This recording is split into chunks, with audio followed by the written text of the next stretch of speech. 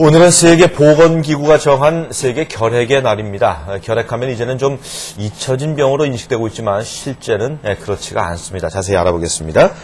안미정 씨. 네, 안미정입니다. 네, 지금 결핵 환자가 다시 좀 늘어나고 있다고요?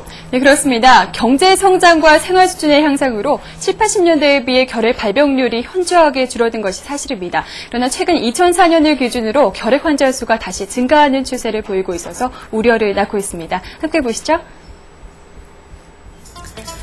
우리나라에서 작년 한 해 동안 새롭게 발생한 결핵 환자 수는 3만 5천여 명으로 인구 10만 명당 73명의 새로운 환자가 발생했습니다. 호흡기 결핵의 경우 사망률도 높아서 매년 결핵으로 사망하는 사람이 3천여 명에 이르는데 이는 이제까지 에이즈로 사망한 사람의 4배에 이르는 수가 해마다 결핵으로 죽는다는 뜻입니다. 특히 우리나라 결핵 발병률은 OECD 가입국 중 가장 높아서 일본의 2.8배, 미국의 17배에 이르고 사망률은 무려 미국보다 100배나 높습니다. 더욱 걱정스러운 것은 1980년대 이후 줄어들었던 발병률이 2003년을 기준으로 다시 증가 추세에 있다는 점입니다. 특히 선진국의 경우 60, 70대 노년층에서 발생률이 높은 반면에 우리나라는 전체 환자의 37.8%가 20, 30대 젊은 층인 후진국형 양상을 보이고 있습니다.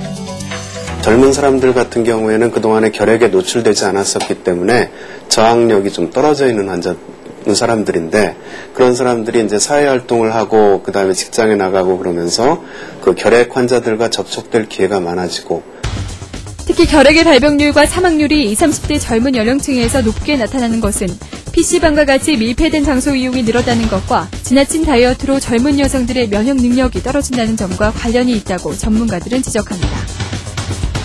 결핵은 전염성이 강한 병이기는 하지만 감염자가 모두 결핵으로 발병하는 것은 아닙니다.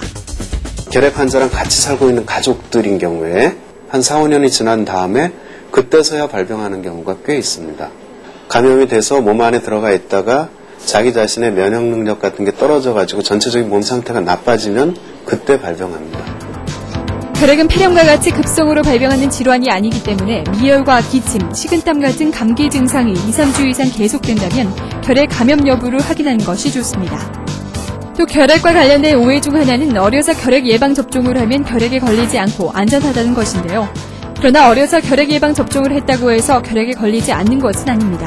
예방 접종의 의미는 결핵을 앞으로 안 걸리게 하는 예방하는 면역 능력을 만들어주는 게 아니고 소아에서 결핵이 걸렸을 때 아주 심한 중증 결핵으로 생명이 위험할 수도 있기 때문에 그 중증도를 좀 낮춰주는 그런 정도의 효과가 있다고 봅니다. 생후 1개월에 맞은 BCG 백신은 예방 효과는 없다 그렇게 보시는 게 더 정확할 것 같습니다. 그러나 대부분의 결핵은 치료가 15회 정도만 진행되면 더 이상 다른 사람에게 전염을 시키지 않는 비활동성 결핵으로 변하고 조기 진단 시 완치율도 높기 때문에 결핵 감염 여부를 조기에 발견하는 것이 가장 중요합니다. 결핵은 전 세계 인구의 3분의 1인 20억 명이 감염돼 있고 매년 200만 명이 결핵으로 사망할 만큼 아직도 진행 중인 병입니다. 때문에 결핵에 대한 경각심이 필요합니다.